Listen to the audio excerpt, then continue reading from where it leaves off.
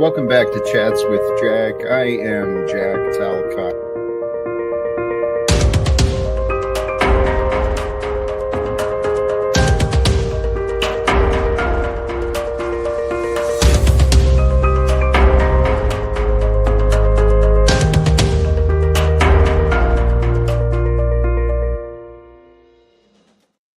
And greetings, blessings, salutations, and love. Once again, welcome back to Chats with Jack. I am Jack Talcott, and I am, again, it just blows my mind. For those of you who are here, you know, in the beginning, and those of you who are here so regularly, sincerely, thank you. Thank you all for tuning in, whether it's now or later, whatever platform, restream, whatever way it is. I want to plant some seeds of thought with you, if you'll allow it. We, you and me, we're all a part of something pretty big, man. Something pretty incredible is happening with humanity here on Earth at this time. I know it seems crazy and it seems pretty dark at times, but hey, let's kind of in line with the reminder from the thumbnail today. Love and Light Thursday. Love is truly the message with me. And this is true. The broken will always be able to love harder than most. Once you've been in the dark, you learn to appreciate everything that shines. And reflecting on my life, I spent plenty of time in the darkness, and I allowed the darkness to kind of consume me. I got comfortable in the darkness with my anger and my excuses and my blame. And then I finally found the light. Use the darkness to contrast and appreciate your own light. Be the joy despite the conditions, right? And recognize those who are able to appreciate the light. When you see others who love hard, right? Know that they've been through some things themselves. Recognize them, recognize each other. We're all just fellow travelers through the dark. Because the world can be dark. It can be scary. It can be isolating. It can be magnificent. It can be beautiful. It can be joyful. The world can be what we want, whether you believe it or not. It's partially true. So what I practice, I invite you to join me. Fear not, right? Fear not. And love often as you can remember, as often as you want. Once you start practicing loving often, man, you won't want to leave it again. I trust. Because I trust we're all kind of the same. Matter of fact, I'm pretty confident of that. We're all the same in this life, regardless of gender or color or language or beliefs or whatever. We're all in this experience of life. What I found works for me, is biblical, dude. So what I found works for me is surrender to the Holy Spirit with prayer, with intention, seeking to grow in the relationship with the Holy Spirit, with the Father of creation, the Mother of form, the all that is. Surrender to the Holy Spirit and appreciate the light of your life. The light within you allows you to see and to know your day, your experience. If you can appreciate that light of awareness that you possess, align your light of awareness with the will of God, the voice of love, the voice of reason. And the Holy Spirit will lead us to the answers, but it's all in God's timing. Everything. Everything is in God's hands, God's control, God's power. It is in God's glory. I sound like a Unitarian minister. I can offer you some help. I welcome anything that's helpful. We are here to, oh my gosh, I love you guys. Here we effing go again. I don't know who was worse, Jack or Paul. What are the standards? Let's figure it out, because I have my own opinion of which of us is higher caliber. So, brothers and sisters, Talcott, how long have you been a Buddhist? All my life, maybe? I just didn't realize it. I didn't know I was a Christian either. I didn't know I was a child of God. I didn't know a lot of things in my past.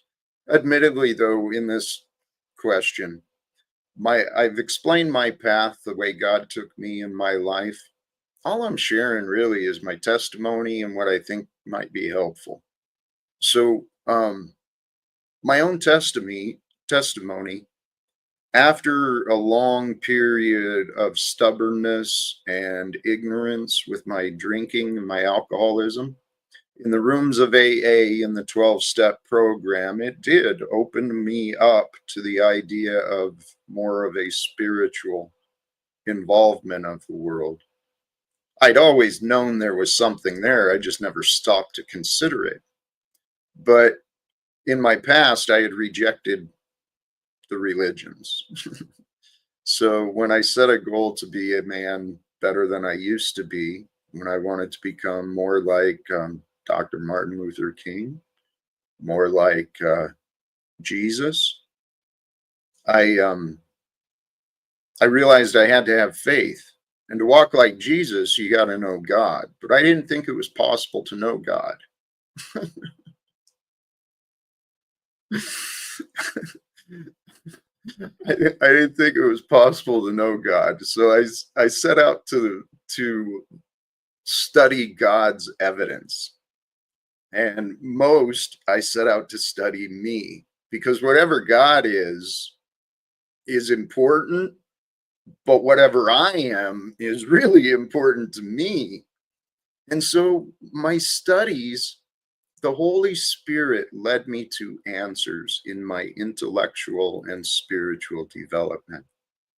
And first, I studied the physical sciences, history of man, the evolution, theories on the evolution of consciousness, theories on the evolutions of different practices in society, and studying the sciences, psychology, neurosciences, and then psychology and philosophies took me into the ancient,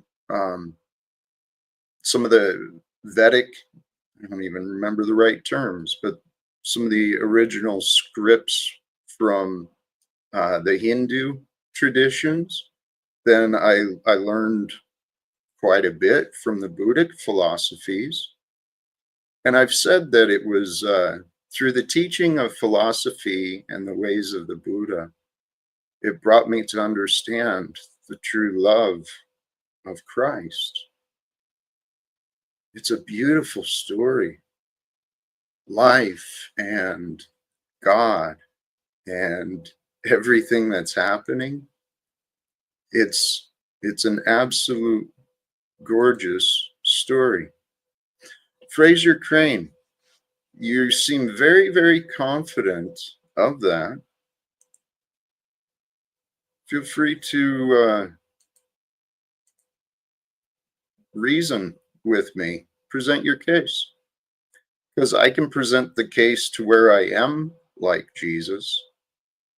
And if you stop putting yourself on a pedestal, thinking you're so much above me, you can see the similarities between me and you too.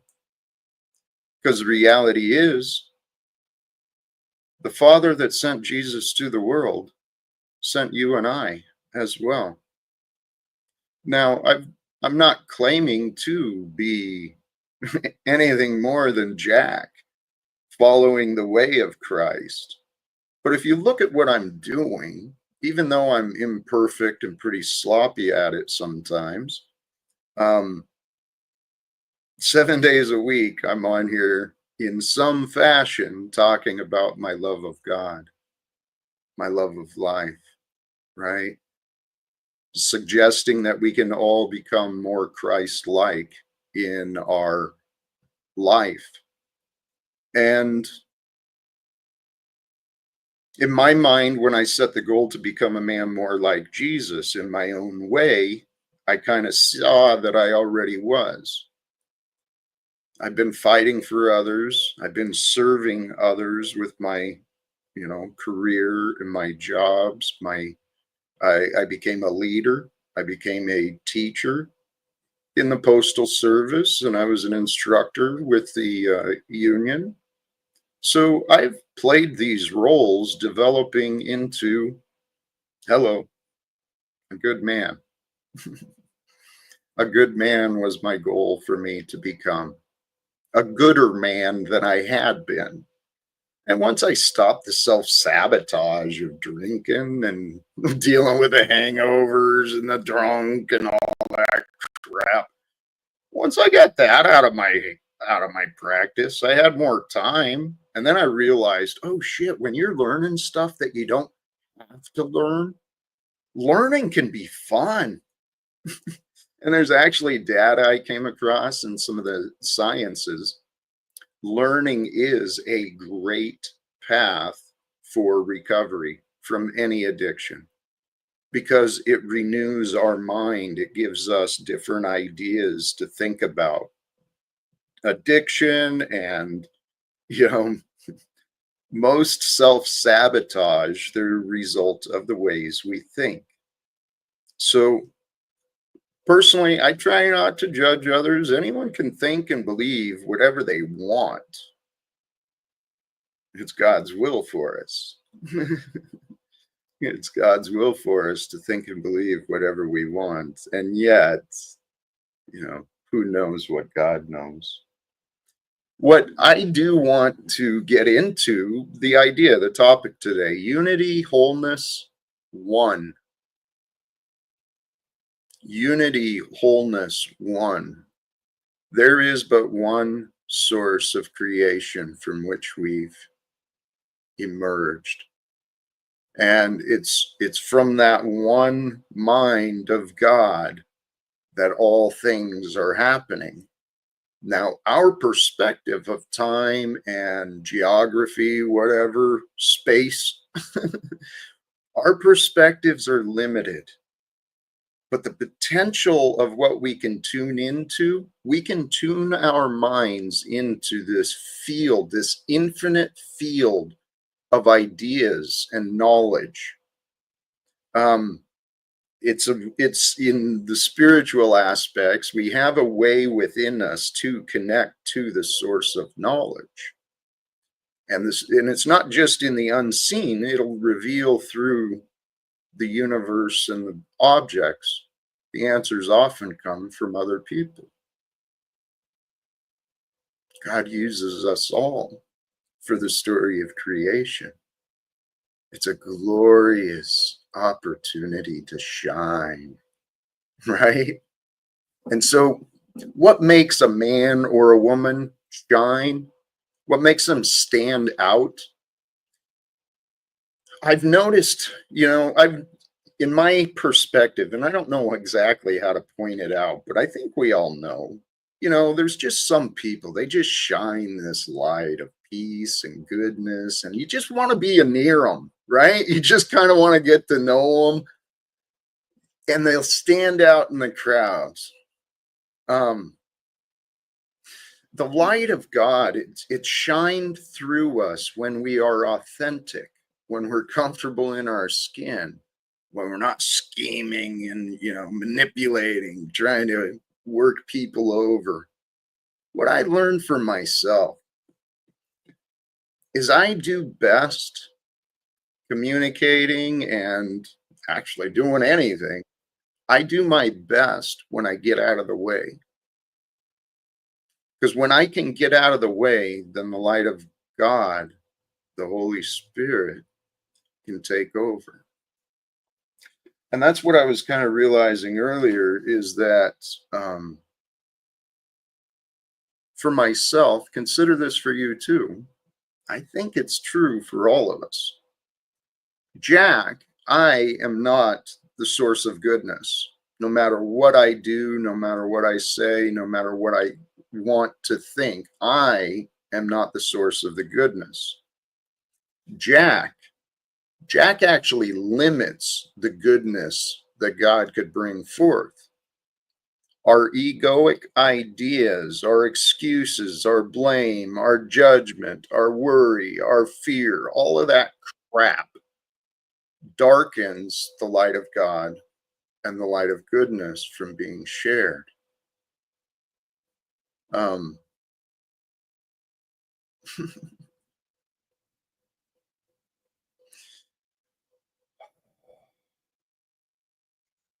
I'm, this is tolerable with the sound off. Blessings to you. How am I cheering for the Seahawks? If you're referring to this, it's the branding of Veterans for Peace. There's men and women who, like me, serve the military and then realize we've got a different job to do. My job and the role of Veterans for Peace, the mission is to help awaken you. Maybe you already know, but if it's not you, the purpose of Veterans for Peace is to expose the absolute corruption, evil, the unnecessity of war. It's time for mankind to overcome the things of the past. So I am curious. Here's, for those who are a part of this, in the back here, I have a couple of guests. And I feel good about the past few days about kind of cleaning up some of the nonsense. Before, thank you for your patience in the back. I'm gonna bring them up, but first I want to do a little self promotion before we completely distract from where we were. In the description is a link to a friend of the channel, Caucasian Sasquatch. Later this evening, he's going to allow me to be highlighted with Sasquatch chills. So I think that is going to be a fun time. And I encourage all of you, check it out a little later. So my purpose here on the live streams is to promote the ideas of change, of transformation, you know, actually helping people to become more willing to become better than they were. And so I'm going to take a chance and let's see where this goes. Stephen, you were here first. Hello. Hello. How are you, Jack? I'm blessed. Oh, it's good to see you, brother. It's all about the love and coming on here to be one. One with Jack and the conversations. So I'd really like to speak about what I've been discussing. And so far in the past, I've not had much success with you. So, are you willing to actually let me lead the conversations and then you be supportive of what I'm doing? Yes, have at it, brother. Fabulous. I've got a couple of other guests here. Oh, hey, I think, yeah, I remember you. Welcome back, brother. Good to see you again. Thank you for having me. Hey, bearded brother. What's up? Hey, Blackfish. Hey. Yeah, Hey. it's fun to sleep. Fun to sleep. Banana, did you? Yeah. Banana, that's not. I'm hoping for different results from the past. So the question I asked Stephen, what I would like to see is that you respect where you are and what I'm doing. Allow me to lead the conversations, the topic at least, and please ask questions, but be relevant, please. Oh, we did start that plan that we were discussing backstage as well. So that is a go. Me and Mike got that handled though. What are you talking about? Nah, never mind. We'll talk about it later. All right. So the topic today is unity, wholeness, oneness. Another promotion, I guess. It's also in the description. For those who have been around me a while, you understand I am a fan of Aaron Abke. And his topic today was a term that I hadn't heard of, the panentheism. Have you guys heard of that term before? Panentheism? No. Nope. There's so many of these labels and so many definitions of what God might be. I haven't narrowed myself down to an accurate one, but what he's saying makes sense. It's the idea that God is all that is, and God transcends all that is. God is beyond all that is. But he really goes into the ideas of what it would mean if God really is omniscient, omnipotent, and what's the other one? Omnipresent. Thank you. Yeah. It makes sense to me. It really does. In all of the explanations, all the different ideas, these ideas that it is God, it is the one mind of God that is revealing this timeline and this experience of life through us, with us, and for us. Life was created for us, right? So, and the command, the example offered from Jesus, it was to lead those who had been misled into the way. And the way is very simple. Love. Love It's all all about that love, is. brother. Jack, It with is. this, I have a real question here, and I've been struggling trying to understand this part of it. Would that mean that we're all God if we're all one? And if God is omnipresent and omnipotent and omniscient, would that also mean that you are God, I am God, you are me, I am you? That we're all one, we're all together, we're all, like your title, unity, wholeness, oneness. Would we be God then as well? Yes. We So are. with the devil. Yes. Exactly. Was that Dennison? Yeah. I'm still waiting for that sandwich. You Hey. gotta swing by. That Jewish deli sandwich. I'm hungry, man. But Hey, sorry, go ahead, Jack. I didn't mean to. the biblical explanations say these things too, that God is the light and the dark. It creates the good and evil. And some of these ideas of the metaphysical and the mystical aspects of life, it really it makes sense to me, right? From our perspective, we can know nothing more than what God would allow us to experience. We are forms of God, drops of God, with connection to divine powers. Love is a divine power. It really, truly is.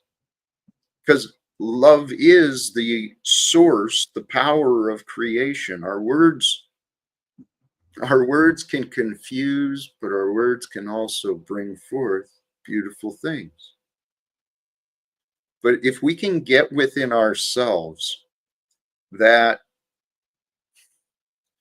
back to the question, that means I'm God, you're God, everything is God.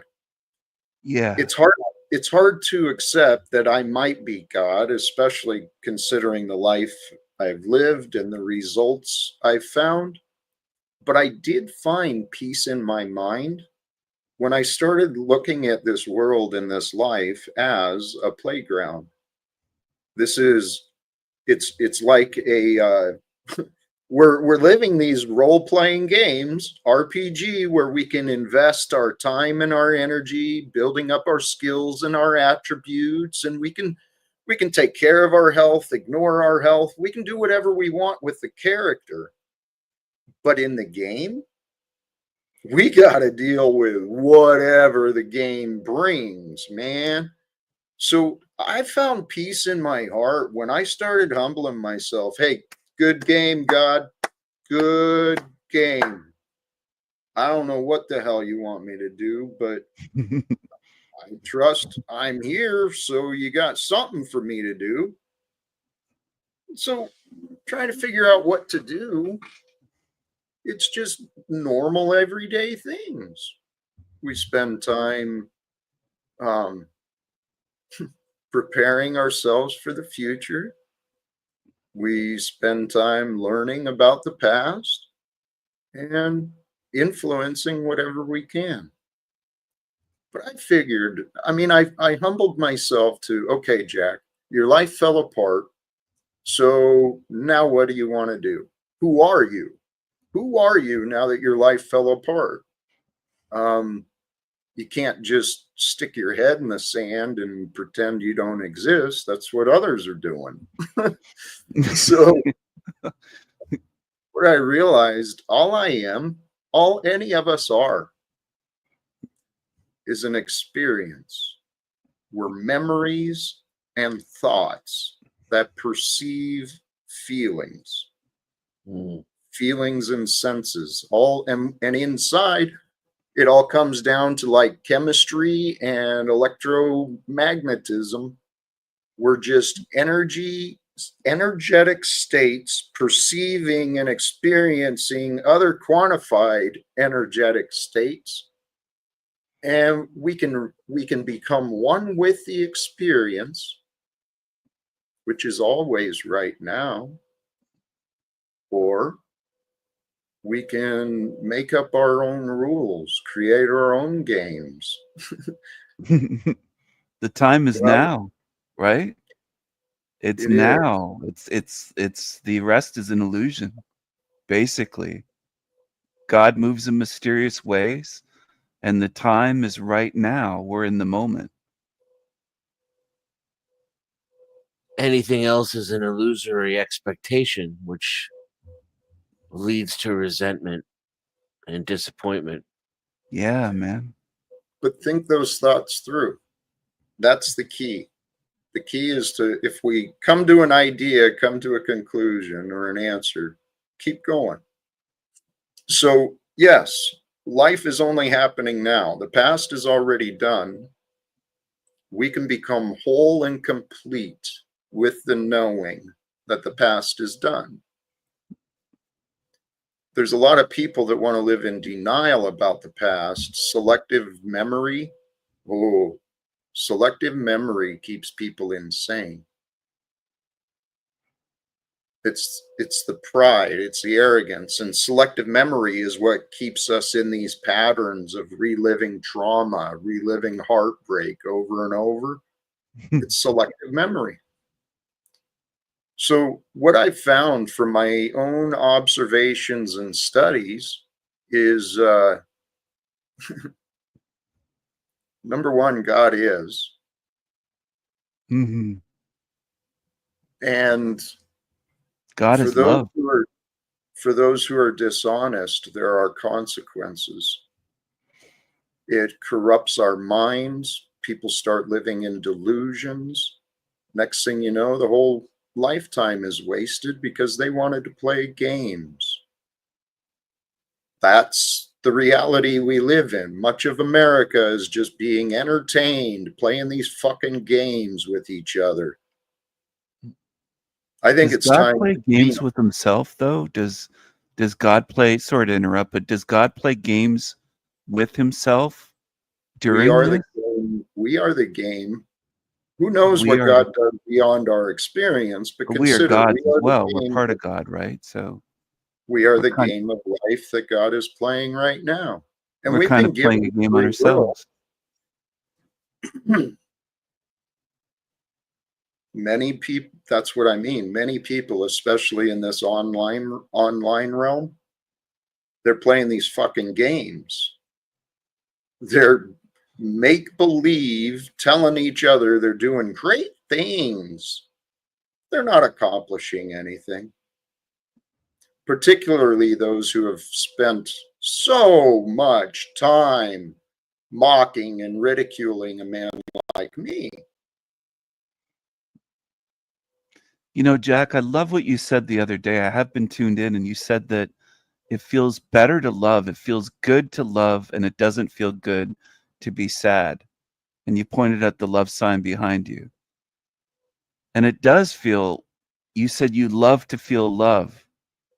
I think that was a very strong statement by you. It was a very, very powerful message to love, to feel love. It feels good, but it doesn't feel good to be sad or to be angry. And I think we all need to focus more on feeling good and feeling love and divine love, not just hot, sticky, messy love. Well, the Even thing is, coming though, from you, it yeah, does sound sure. like everybody has like happiness and love in their life besides Jack. You know, honestly, Is that what you think? that's what it seems like. Up Is here. that what it seems like? Do you have any like love in your life? You know, Holy fuck, dude. but see, that's not love. This is just anger again. Nope. You're an angry Well, man, Jack. No, this is Yeah. disgust. Hey, You're an Jack. absolute Let me waste. kick sand in your face and then ask you why you're point out the fact that you're angry about it. That's what these fools do. This is denizen, literally. Please, everyone. Why are you so angry, Jack? All I said is that you were a loveless curmudgeon of a shell of a man with nothing of any value in your entire life. And I said it in public. Why are you so angry, Jack? Exactly. And this is what I mean. Not really paying it, not giving any credit to what I'm actually saying or doing, but wants to sit here with his false narrative as though there's no consequences for being an idiot. Well, no, and worse than that. If there well, are consequences, you're the problem. right. You're just an angry man. Denizen, please, dude, you're a witness to this, okay? This has literally been the pattern I've been facing since 2018. Wow. People want to blame me for reacting when, like Margot, she and others are ganged up against me, publicly attacking me, privately attacking me as I'm losing my career, my family. People are blaming me because they didn't want to try and help. Now, I've been doing my best, and I'm not blaming anyone. Anyone is free to jump in or do nothing, whatever they want. But, guys, I can't prove it, but I'm pretty confident that God is in my life, that this story we're participating in, we're all in this together. We're all God's story, right? God's story. This is God's plan. So I didn't realize you've been doing this since 2018, though, man. That's That's a long time. I haven't. Uh. I've been on my own following, it's been just me in my life.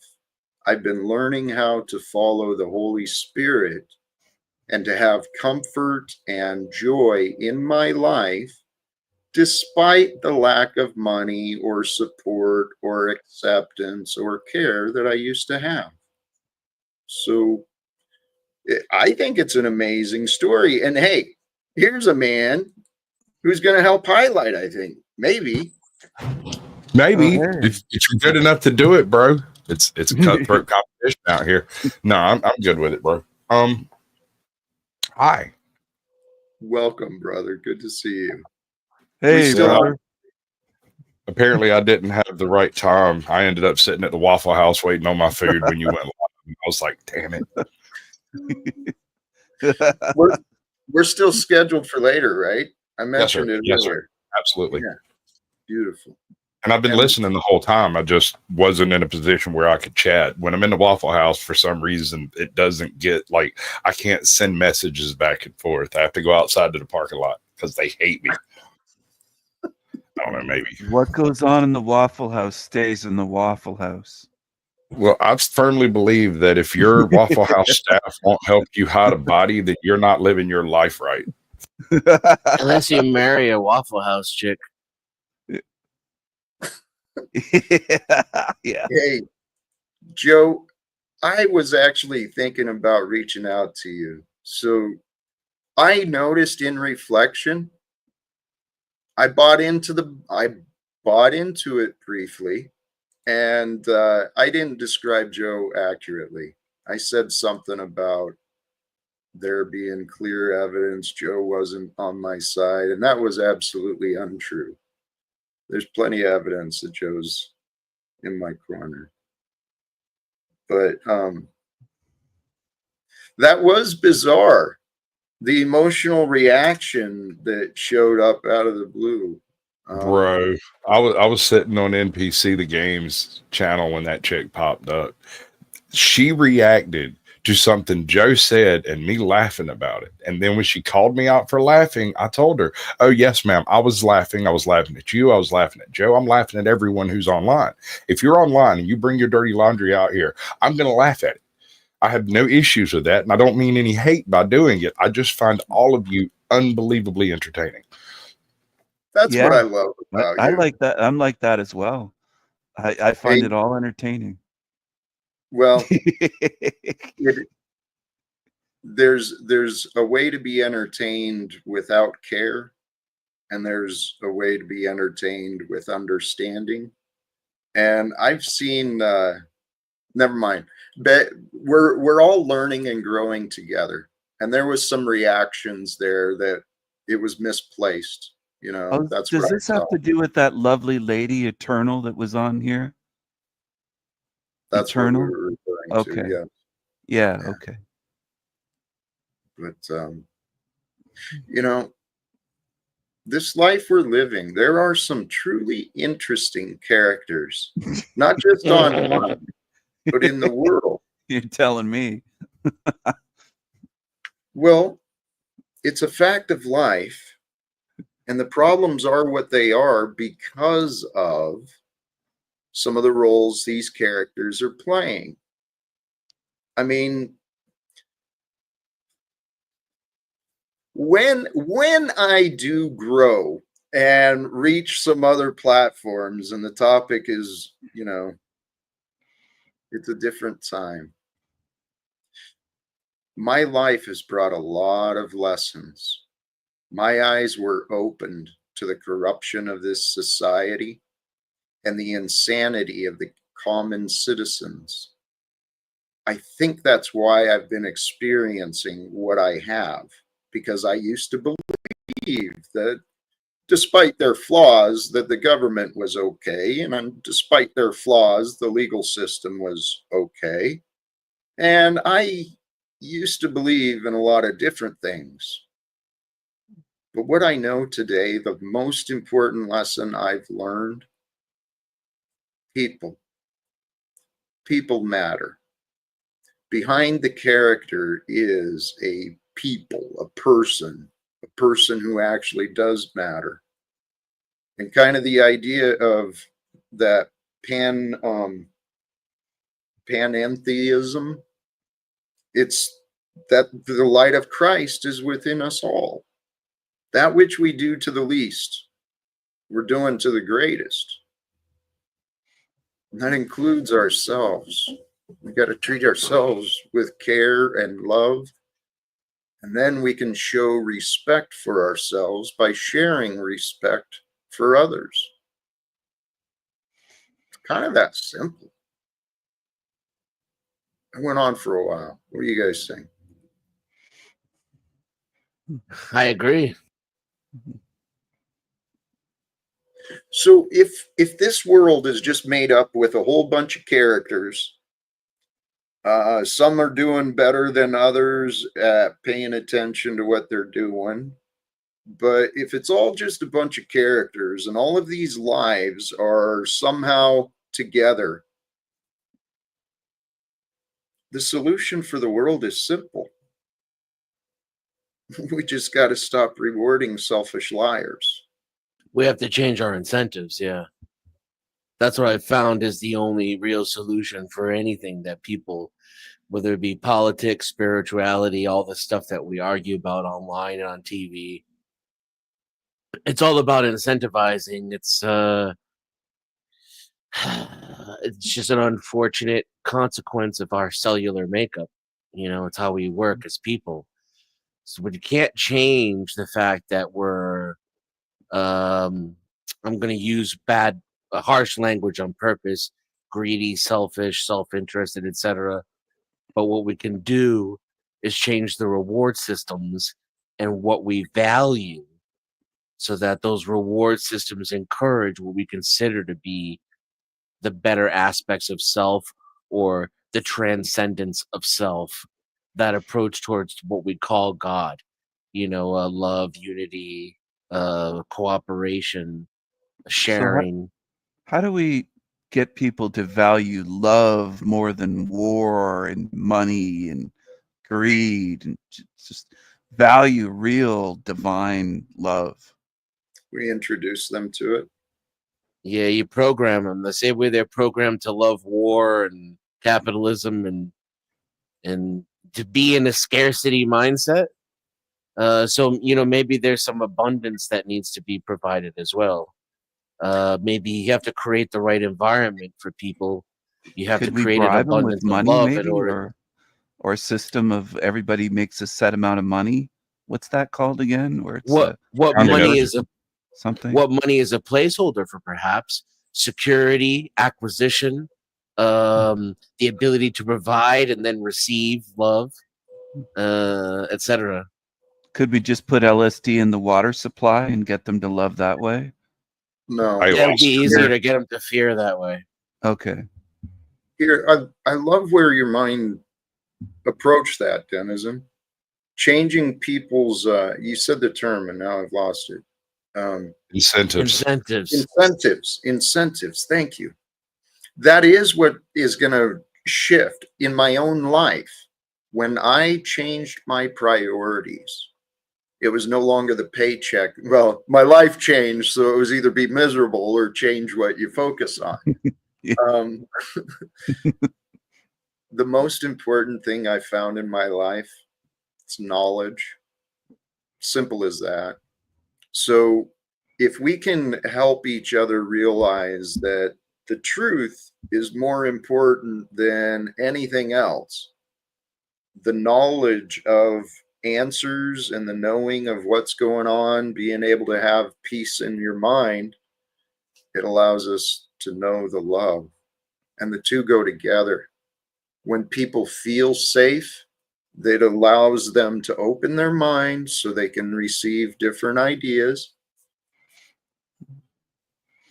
But unfortunately, we live in a world where I guess people have started ignoring feelings, making how do fun we of incentivize this in a ghetto, let's say a violent neighborhood?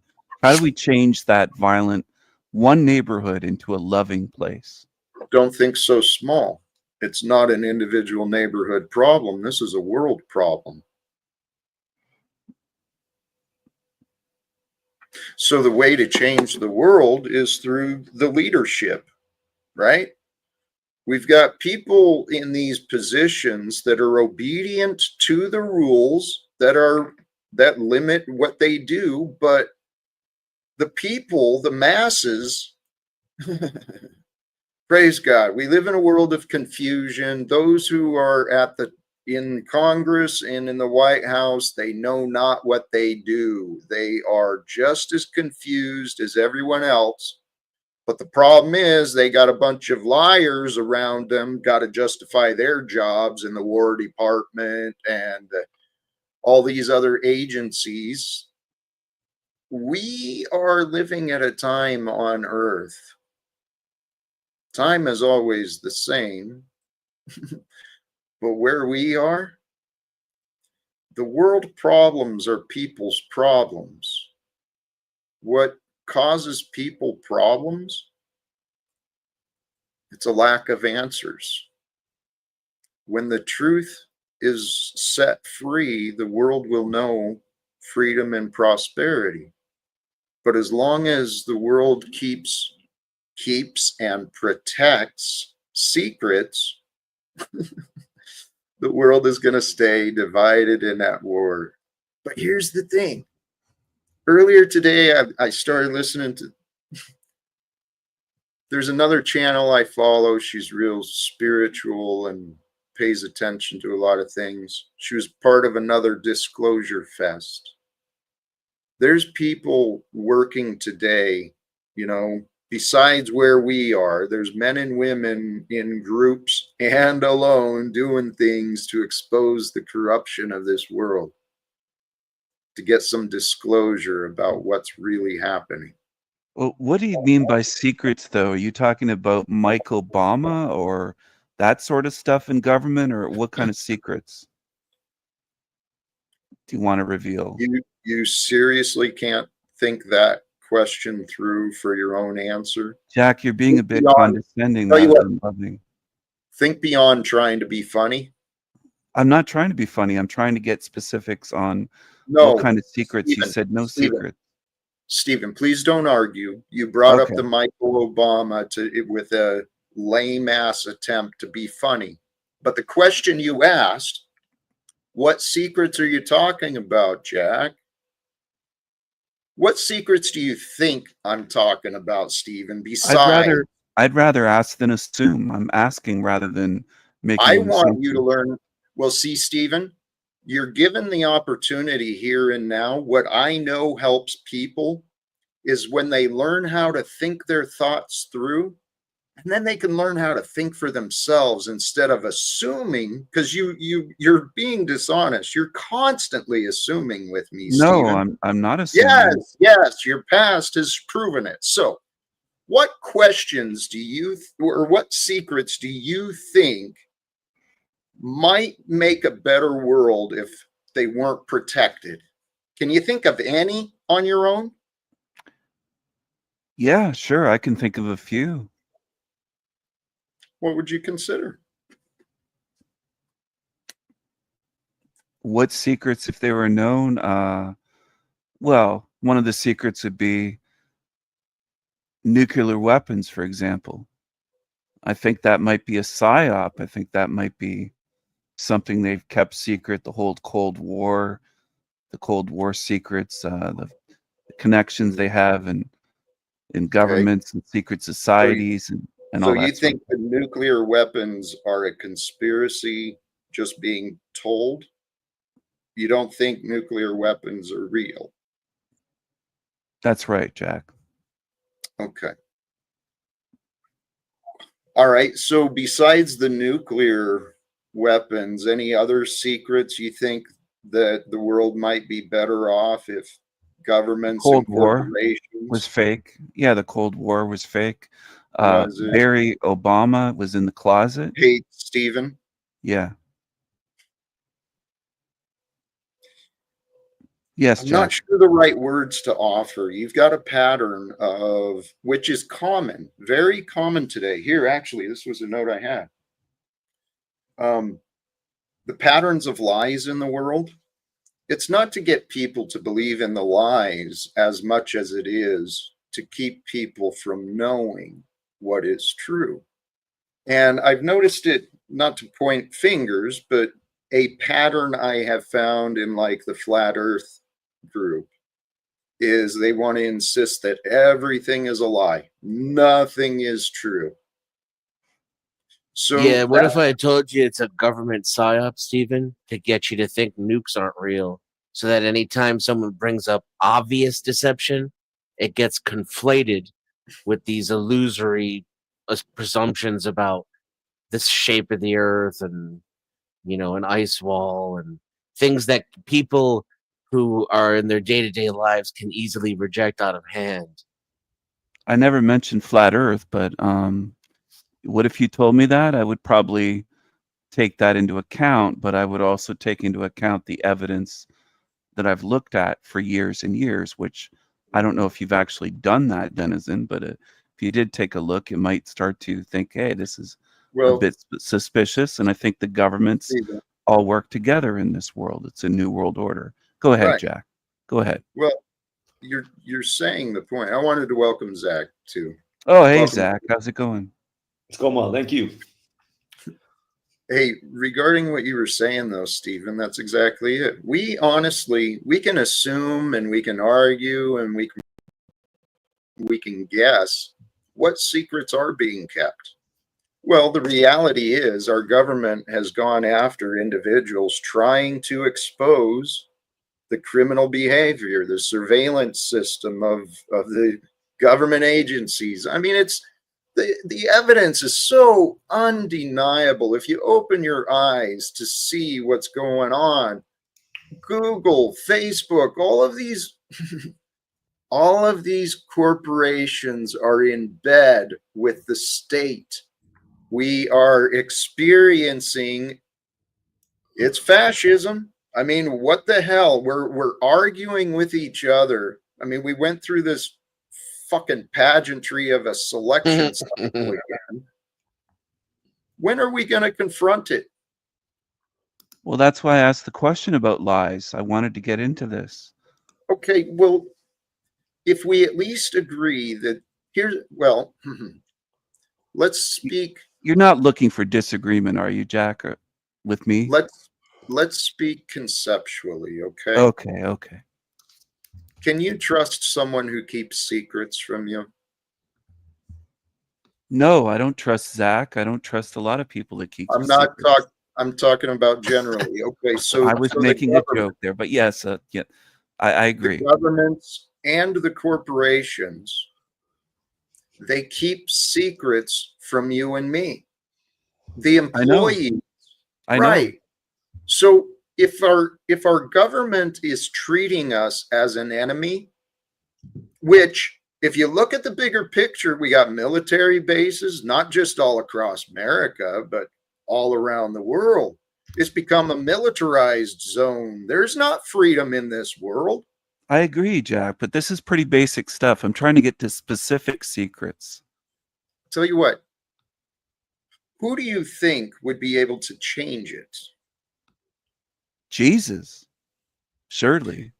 If Jesus worked through what is here, how would Jesus change it?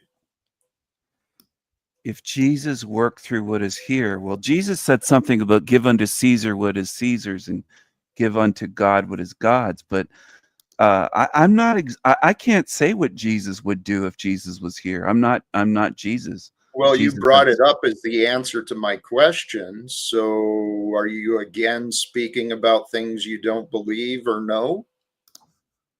No, I'm just against making assumptions. I don't know what Jesus would do. Stephen, right. But the question was asked. What would Jack do? The question was, I've said what I would do. You haven't given a shit. I have given a shit. That's why I'm here still. I keep coming back. It's real simple and obvious. The laws are in the hands of the legislators. Okay? If we want to continue playing this game where the government officials have more power and freedom than we do, where the billionaires have more power and freedom than we do, I don't want to play that game anymore. So if that's the game you want to play, Stephen, others, please Huh? go away. That's not the game I want to play. I believe God created us, allowed us to learn what we've learned, allowed the technology to evolve to what it has. I believe we are the solution. So do you believe we should end capitalism and become communist? Does that matter? That's a valid question. No, it's not. It's a deflection from what I was talking about. You do this often. It's not a deflection. You said It a is. couple years ago on video that you prefer communism. No, Stephen, it's an irrelevant. See, you're again. How do I get you to see your Well, how do we behavior? change the system? Like you talking about these things. Can I hop in and interject, please? Go ahead, Please. Zach. Go ahead. Please. Again, I think what we need in society is, for one, less secrecy and people who rule over us who use secrecy. I think that's a big thing that we need. We're I only gonna get agree. that if we I'm demand not it. in disagreement. Okay, Let him but then I think the other thing we need is more knowledge. I think if we have more knowledge, we'll be able to solve our problems. Listen, though, does knowledge make people more moral? Does knowledge make people... I think it does. It I think it does. does. If you have the right knowledge, I Well- think it should make you more moral. Wow. It's an So- adjusting scale. Well, I So, think true with knowledge is more of- recognize that when you live a life of service and you care about your fellow man and you take care of them, you live in a better world for you and everyone else. I think that's part of knowledge, So, honestly. Zach, do you think people are evil for lack of knowledge? You think it's just they're lacking knowledge? They're not evil Well, for I don't think you other could say that reasons? that would make people evil, because I mean there could be all kinds of different reasons that they lack Sure. the knowledge. Like maybe there's a tyrannical group over them that lies to them all the time and misleads them and withholds important things. Like I think that's what's going on in the world. Like something that's been driving me nuts ever since the election is listening to all these people online say God gave us Donald Trump. It's almost making me want to be an atheist. It's so bad. I'm just like, oh my God. Wow. But here's like what you're doing, Stephen. Something that actually bothers me is all the people that go around saying, I'm pretty sure nuclear weapons aren't real. I can almost prove to you that they are beyond a Does that shadow of a bother doubt. you? Oh, It does okay. because it's Prove it. ignorance. It's ignorant. No, here, it's not I'll ignorant at explain all. to you. Do you remember how those buildings turned to dust as they fell to the ground on 9/11? Do you remember that? Mhm. Yeah, I They do. I literally don't think it was, turned to I don't dust think as it they was went from to the planes ground. crashing into them. No, it wasn't from planes. But again, they called the site ground zero. The definition of ground zero is the point below or above ground where a hydrogen, atomic, or nuclear bomb explodes. That terminology came out of the Manhattan Project, like how the World Trade Centers were in I'm not Manhattan. ignorant. I've heard all this Okay. before. But a lot of people overlook that Bill Clinton, right when he became president, a lot of people don't realize this, but Bill I Clinton think was you're born one of Bill- the mini nukes people that thinks Here, let mini me nukes. finish the point, please, before you interject. Again, Bill Clinton was born Bill Blythe, and his mom remarried into the political Clinton dynasty out of New York. And right after he became president, you had the 93 World Trade Center bombing in New York, and they said the terrorists screwed up. They said they planted the charges the wrong way, so the charges went into the ground instead of up. They said it could have brought down the towers. And I'll remind people, the movie, Hollywood put out the movie with Michael Douglas falling down the day of the 93 World Trade Center bombing. But they worked under the towers for a year. And right when Bill Clinton became president, he also stopped the underground weapons testing program of detonating hydrogen, atomic, and nuclear bombs. So for nearly 50 years, they researched the benefits, you could say, of detonating these bombs underground. I'm pretty sure they figured out what weapon they needed for their little false flag there, if you will. And that's actually what happened. I think they planted the charges after the bombing, and then it was set for September 11, 2001, and that's why those buildings turned to dust. But then the other kicker is, again, you learn this little Kabbalistic code of turning letters into numbers. Nuclear, energy, and weapon all equate to 74. The World Trade Centers were on the 74th meridian. We just saw this a few years ago in Southern California, the massive earthquake on 7/4, where the epicenter was on a military base, China Lake. That was synced with the Event 201 simulation, where the U.S. and China's CDC participated on the day, leaving 74 days left. That's kind of besides the point. But again, the point is, you learn the knowledge that the occult works by. You kind of see the way they're mocking us, and think about how many people got deadly ill, and a lot of people did die from working at ground zero. There's been so many people who got so sick after that. Do you think that could have been poisoning from the fallout from what really happened? That's again, secret societies zip lips and they're like, oh, well, we don't know what happened, but do they really not know what happened? And Jack, I got to ask you, were you out in Washington State, February of 2001?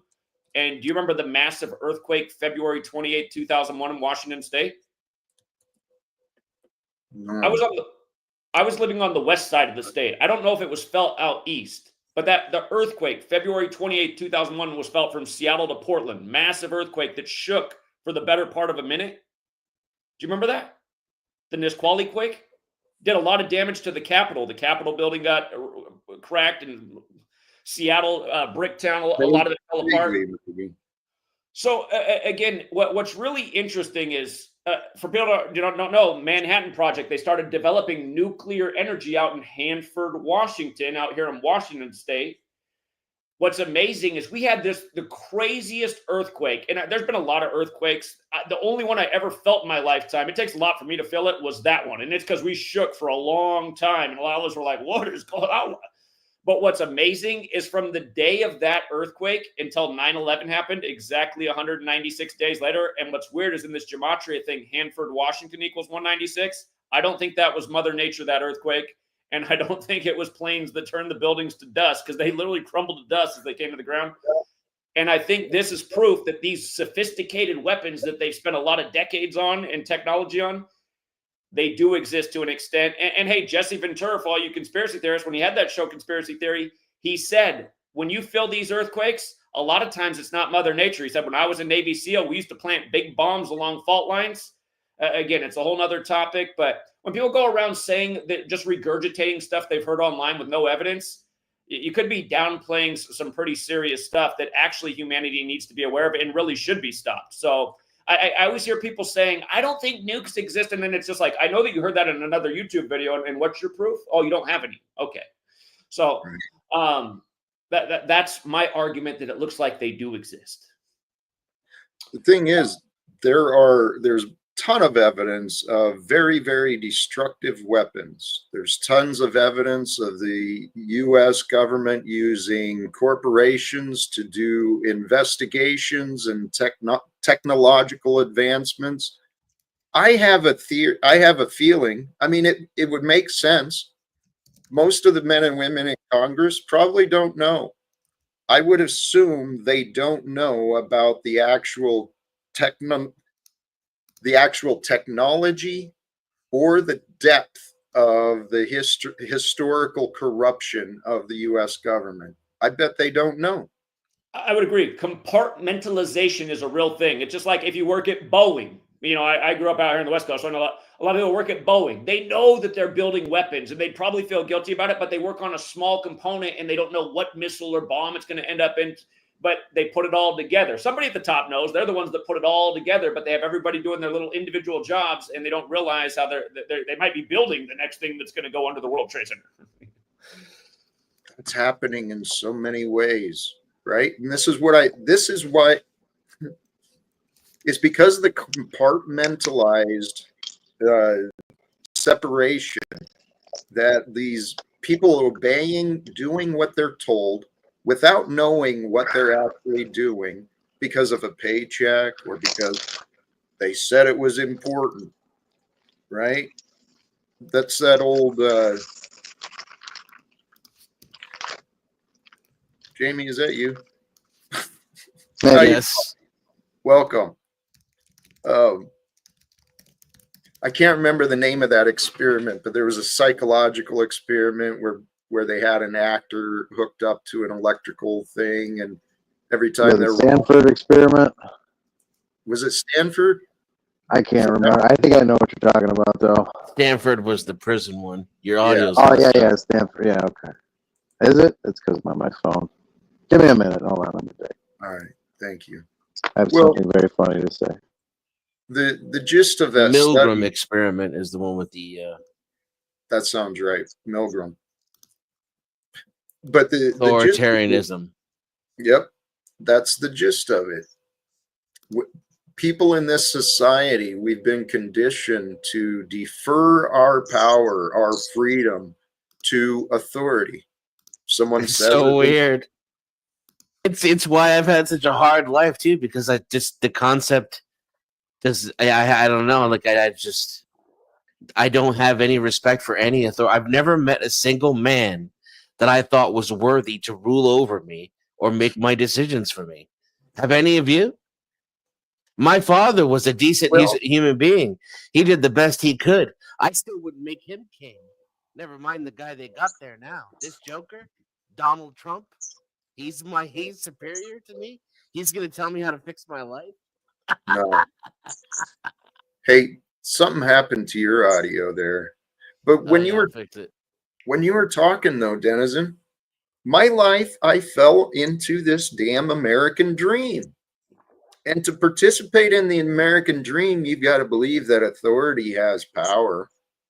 And I actually, in that question you asked, I tell you what, when I joined the military as a young kid, I remember some of these sergeants, a little older than me, and they were wise. And hell yeah, I'd have done what they said without a thought, because I trusted them more than I trusted myself. I had to learn how to trust myself in order to get over my fears of authority and loneliness. Is my audio fixed? Much better. Yeah. StreamYard messes it up every time. I didn't realize it was StreamYard until a month ago. I've been dealing with it for like 3 years. Hey, and welcome back, Happy. By the way, I got to hop off, Jack, but thank you again. Oh, hold on. I want. You got to be quick, though. I do have to hop Hold off. on. Okay, 1 no, minute, I I got just wanted. I just wanted to ask you. I understand that you have all these knowledge about the numbers and about what the elites and what they're doing and where they came from and how many there are and what numbers and days they do everything. But what control do you have over what these people do? Like any of us, what power do we have? I mean, in We have the my power to view, not react to their psyops on us and not fall right? for their agendas. That's the power. Thank you, Zach. If we see the game they play with us, then it doesn't work anymore. Say, oh, I'm not falling for your game. I'm not voting for your satanic Make America Great Again candidate. I get the joke of Obama telling us he's going to be the next president on the 45th birthday of the Church of Satan, 45 days from his birthday, as he runs on the highest degree of the Church of Satan. You have all these Christians right now that think God put a guy who runs on the highest degree of the Church of Satan. It blows my mind. These people don't even have enough knowledge about their own religion, because Christianity doesn't accept a man who wants to have sex with his own daughter and says that he'll gladly break up he said to the Billy Bush recording that he doesn't care if a woman's married. He'll go in there and he'll seduce her if he wants to be with her. How can you be a Christian and support a man like this? Zach, they're confused. And so it is true. God brought Trump for the world so these Christians could be shown, you guys are fooled, man. God's going to give us the temptation. And here's the thing. I used to think like Donald Trump. The difference is our lives are different. I didn't have the silver spoon or the legal teams to help me succeed. He's a confused man. He needs some leadership in his own life. You know what his favorite verse of the Bible is, right? An eye for an eye is what he said. All of it. Well, All of it. I like all of it. He literally says, I'm not a Christian, but Christians support me. Yeah, that's the Antichrist. Support the egoic delusion, the guy with the delusions of grandeur. But hell, we can't really blame, because we're all part of this. Apparently, out of the 350 million Americans, Harris and Trump, those are the ones we got to focus on. Yeah, what a joke. I will be back, but thanks again, Jack. All you guys have a great day. Respect. Yeah, brother. and to answer that same question, I think Nudie put it well. He said, treat the government like a business, because it is one. And if you don't want to, be affected by government, stop doing business with it. So in every way that you can remove your reliance upon the system, and then just stop interacting with it, to the extent to which you can. Become unemployable, become ungovernable. Denizen, yes, and I'm sorry to interrupt, but what you're saying, there's another path. And this is the path for me. United States government is a corporation. Okay. Well, my life experience, it's given me lots of practice talking to bosses. Donald Trump is a boss. I know how to deal with bosses. I know how to represent the truth. I know how to represent peace. I think How's the audio? much better. Thank you, Jay. Okay, good. Yeah. So, Sorry, Lou, Jack, you didn't let me get the rest of my point out. My point wasn't about. I was trying to get to a different place. can we When I move? said, "What about what power do we have over them?" The meaning of behind what I was saying is the only power we have is over ourselves. And when this guy Dennison up there says, "Oh, nobody's his daddy," he doesn't follow anybody's rules, but yet he has all the licenses, all the follows all the policies, puts his Lou, money in the Lou, bank. I know you're here to be all about you. And I I'm know just, what you're about, Lou. You want to well, diminish others so I'm you not feel trying to better, anybody. but that's what you're doing, Lou. My patience with you is pretty much done. Welcome, Zatoichi. Welcome back. Hello. How are you? Hello, son. Hello, Father. Hey, back to that question, though, of what can we do? I believe truly the best way to influence people, we can tie it back to the earlier conversation. The best way to help change the incentive, change the values of another human being, it's through communication and education, offering different ideas, different alternatives. When people can find a different idea, different alternative that works better for them, guess what? Their lives improve. I believe there's an opportunity for us as people of the land. I'm a U.S. citizen. I've played that role for most of my life. There's plenty of documentation of me being a part of the United States. So I am a U.S. citizen. And as a citizen, I would love to find a way for us to invite ourselves to the table. Let's get into the conversations with the current bosses of America. We can start with those in Washington, D.C., and through their connections, they can bring in the other corporate bosses, Bezos and Musk and all these other Boss of guys. America. What? Boss Hey, of America. 100%. I want to talk to the bosses. What's up? It's time to change. It's time for a Okay, what different are we direction. changing? It's time to set the truth free. About? All the truth. It's time to Yeah, but end the where game. will we start, though? Well, that's going to take a group effort. And this is where I trust in the competency somewhat of all the attorneys that have been elected into these positions. They know the rules, right? They know the laws and the constraints in the Constitution, and there's experts we can go to. But the first battle I want to end is in Congress between the Republicans and Democrats. They've lost sight of their purpose, which is to administer the nation's finances and security. And they're doing a piss poor job when they're paying for the genocide and war crimes. I mean, America, it's What would be in its place then? The two parties. the truth. No, You're I always mean, going to. Would there be a single party or something like that? Or No. You're always going to have two parties because you're always going to have two people at different places, different phases of development in their life or wherever you want to, philosophy or whatever you want to call it. You're always going to have different phases and different understandings or perceptions. I think that. Go ahead, Jack.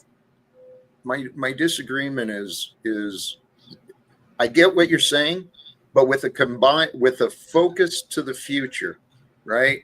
If we combine the left and the right, all ideas, bring them all together, and decide what we want. We want a world that is safe. We want a world where children are properly educated. We want a world where nutrition, healthcare, everything can be accessible.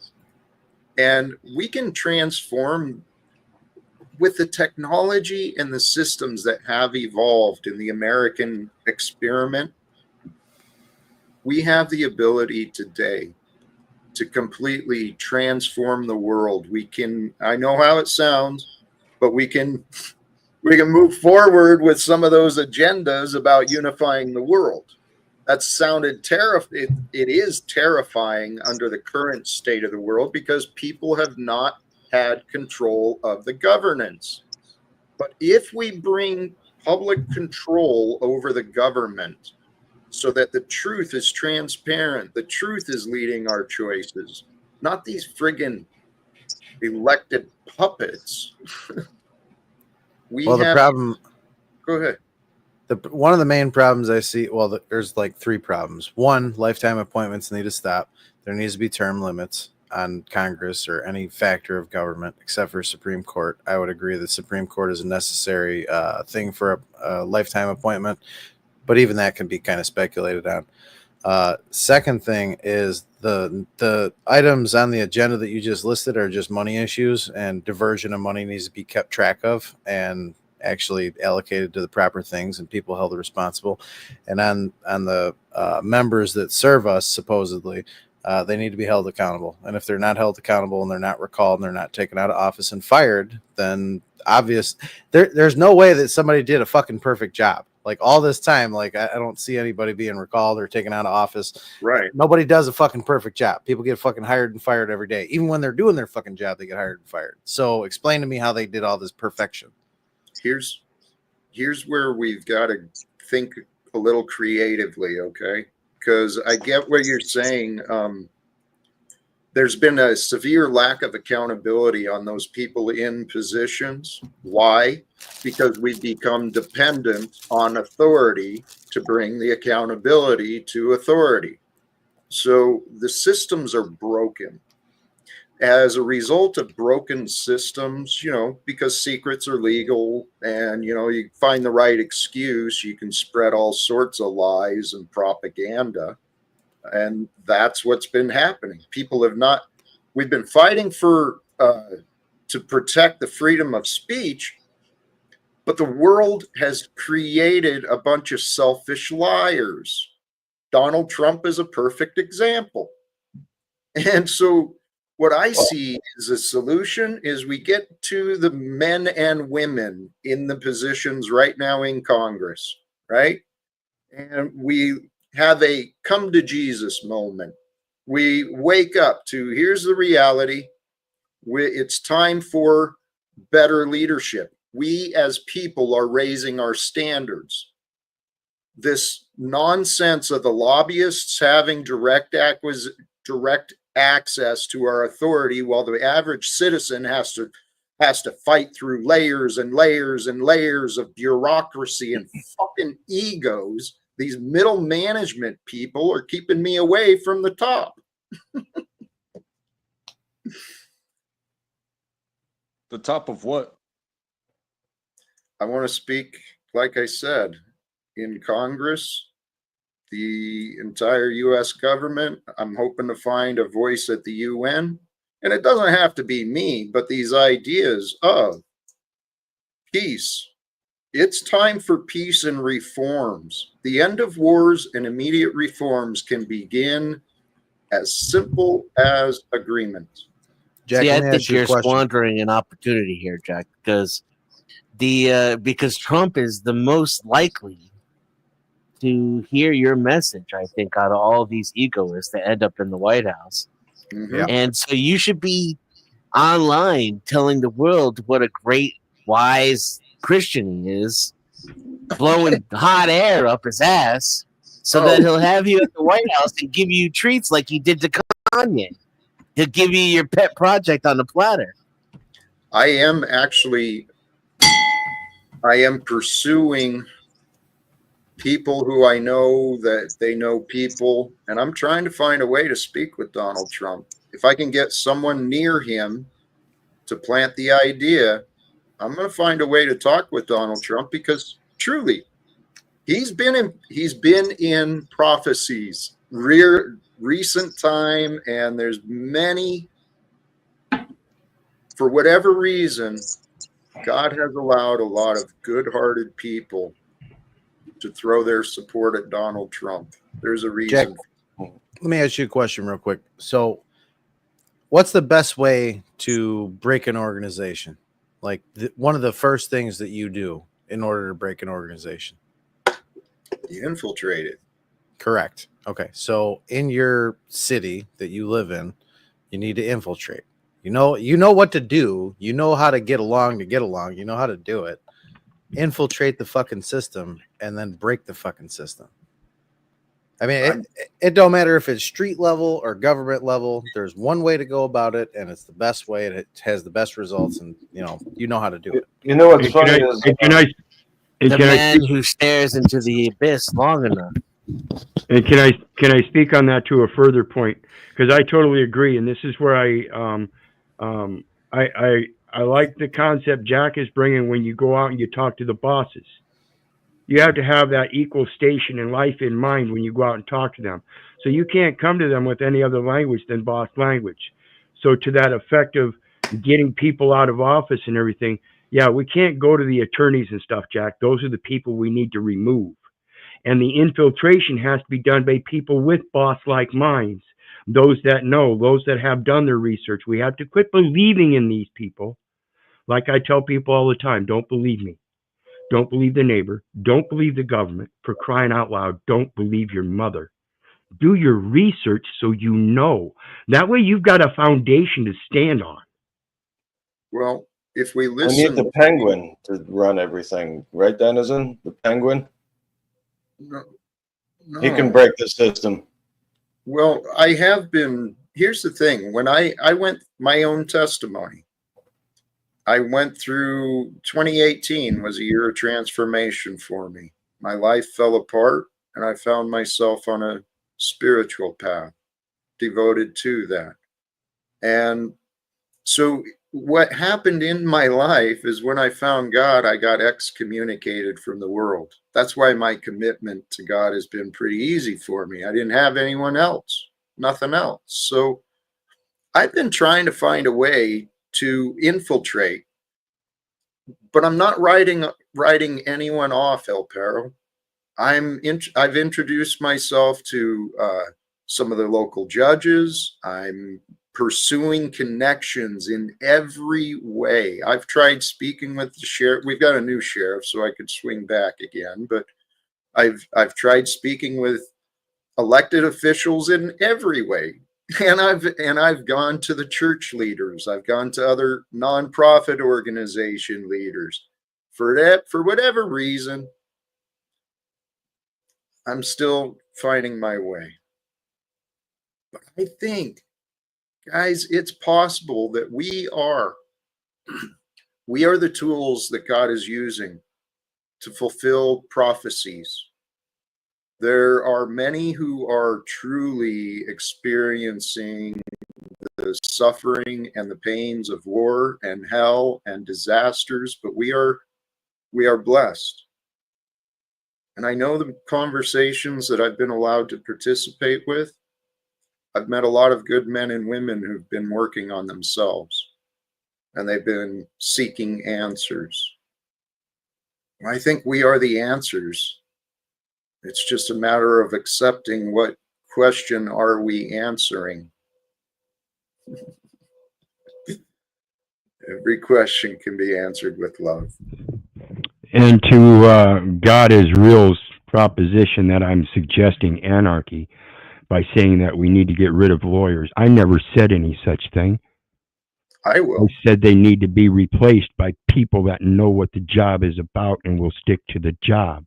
When we have these infidels in there that are corrupt in their own mind and hearts and taking advantage of that position over the people, that is the tyranny that needs to be restricted. It's not anarchy in a verse. It's taking control of the situation. Again, this government only gets its power by the consent of the people. Well, maybe you're cautious, and I understand that. I am saying it is anarchy that I seek, where each of us is a sovereign ruler of ourselves. And in our own individual sovereign rule, we know how important it is to look out for those around us. And I was thinking earlier today, the idea about taxation without representation. I can make that fucking case today. Oh yeah. So, you know what?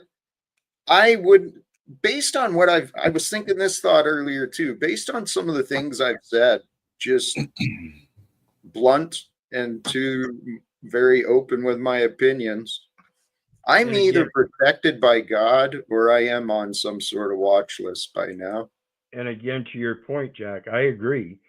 To self-govern is one of the utmost responsibilities a man could take. But there are those that can't govern.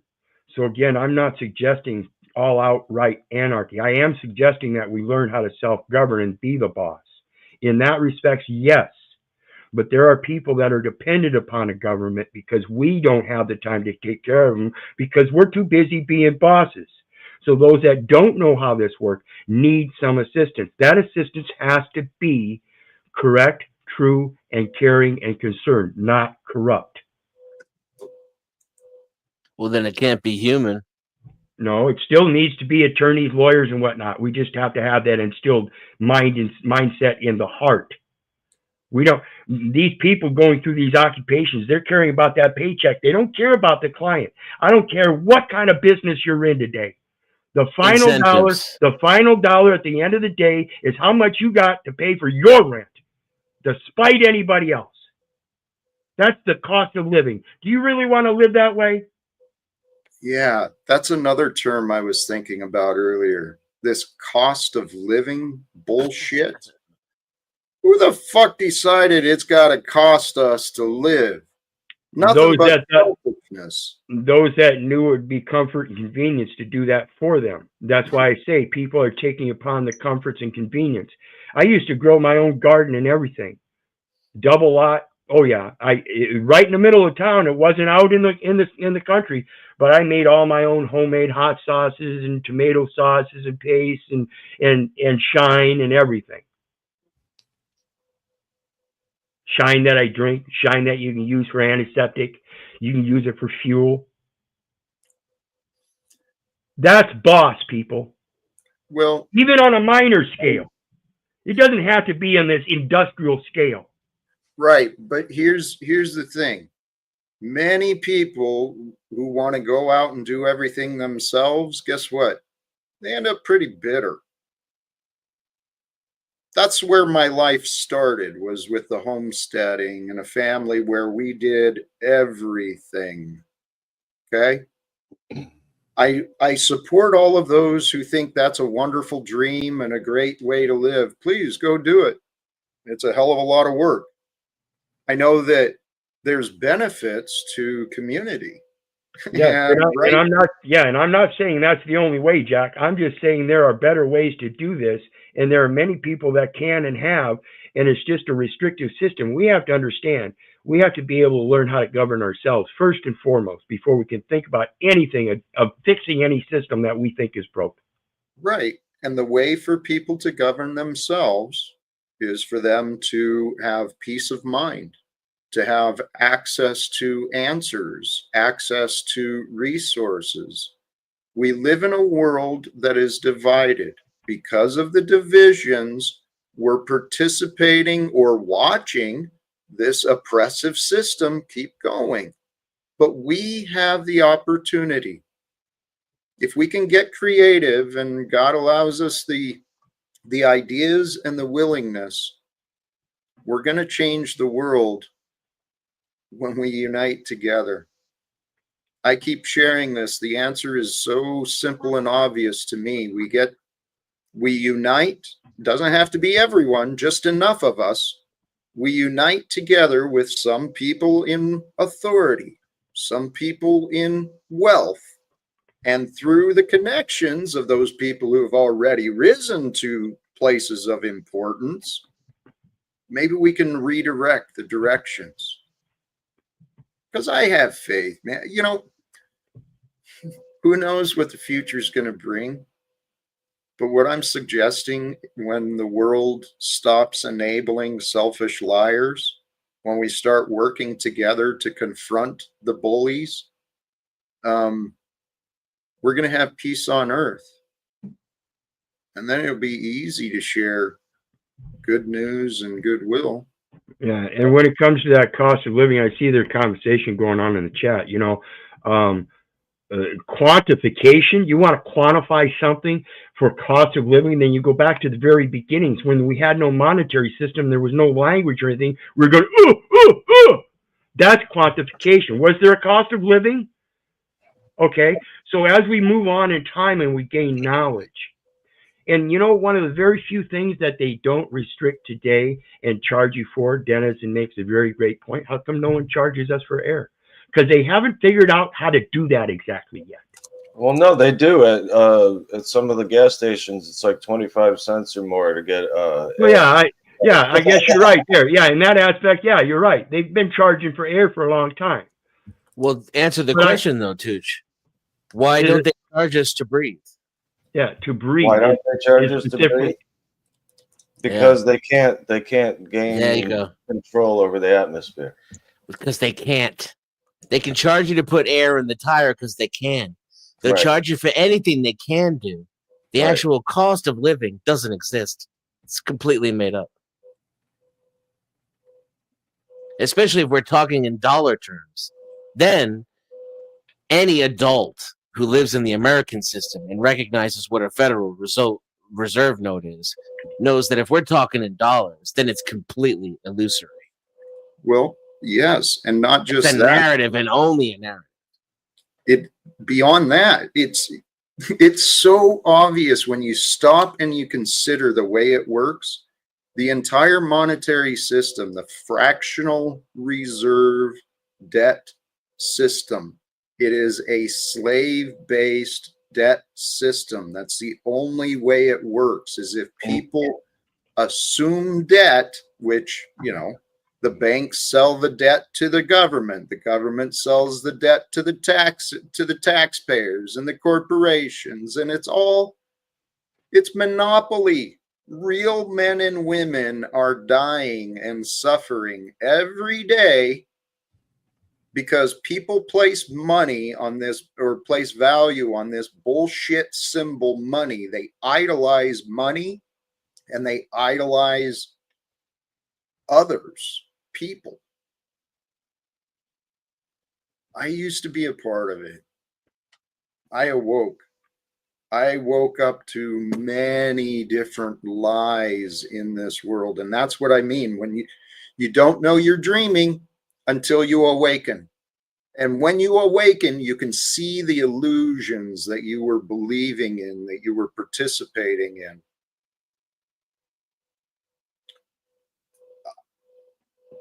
I humble myself, guys. We only live now. And so if we're going to live, right, there was choices made that we get to live, and the choices of us and others got us to where we are today. The way we all want to live is with love. Every one of us has an inner call where we all want harmony and joy and community. And I'm seeing some tough men on the screen. I know you guys are no wussies, but yeah, and I was just going to say, you know, Jack, be careful what you say there, because a boxer loves to box.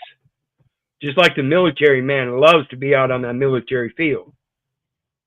People love strange things. So when we talk again about this love, we got to make sure it's not a corrupted form of love.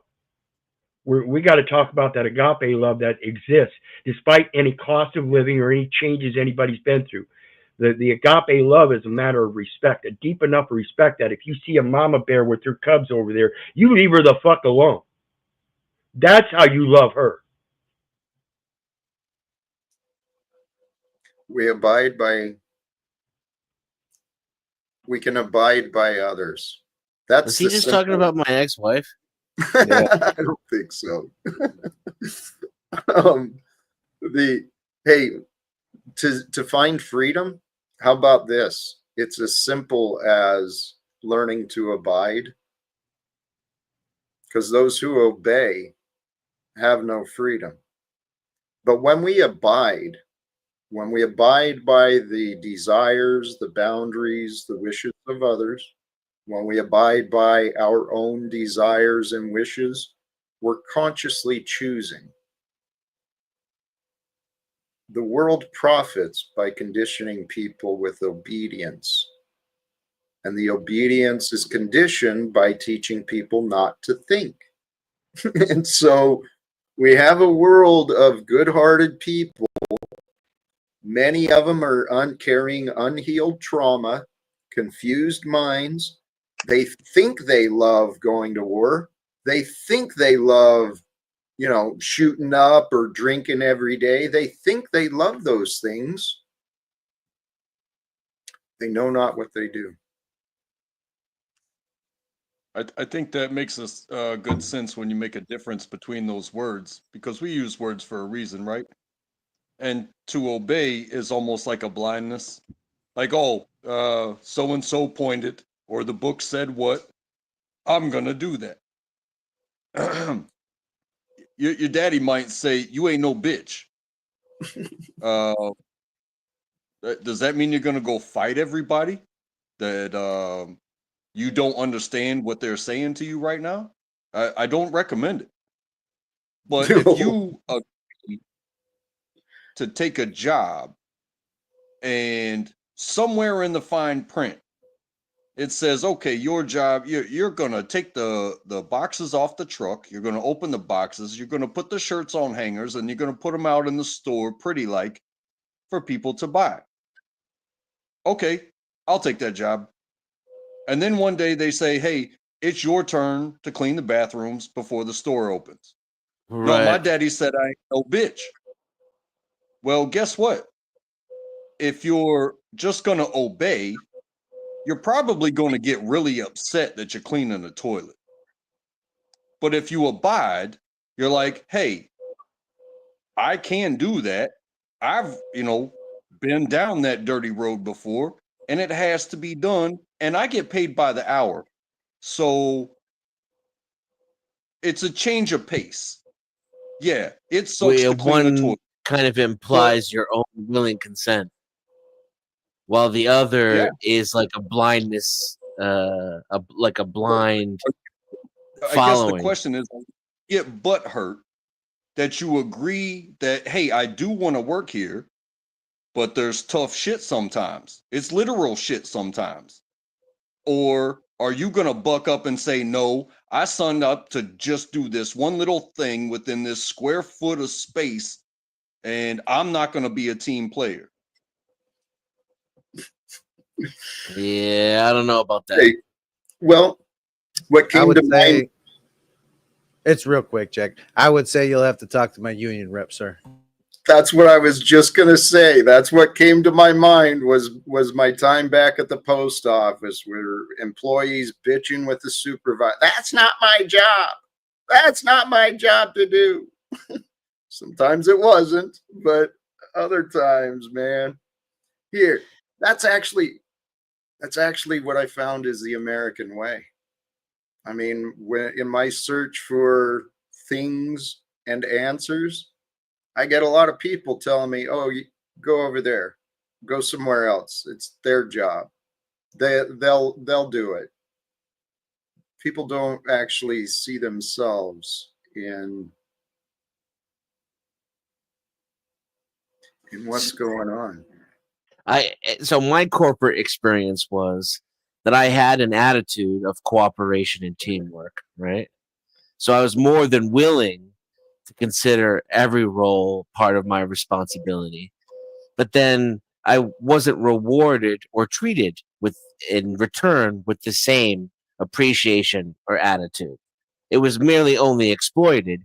You will do these things that you're not being paid for, or else you won't be paid at all.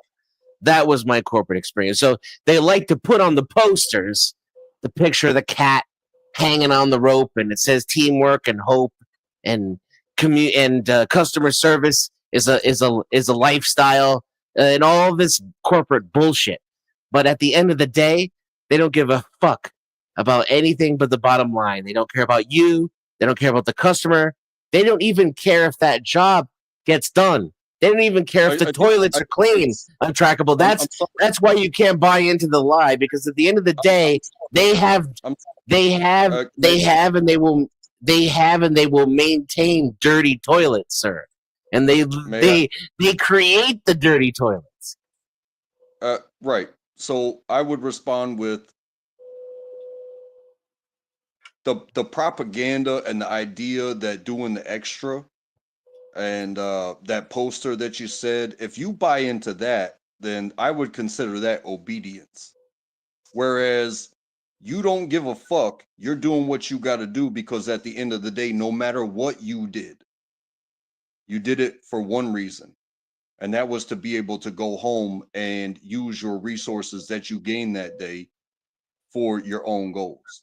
Because if you have a job like that, you are spending productive time on somebody else's property that you are going to use to survive. And if you have a family, every minute you spend there, it doesn't matter if it's cleaning the toilets.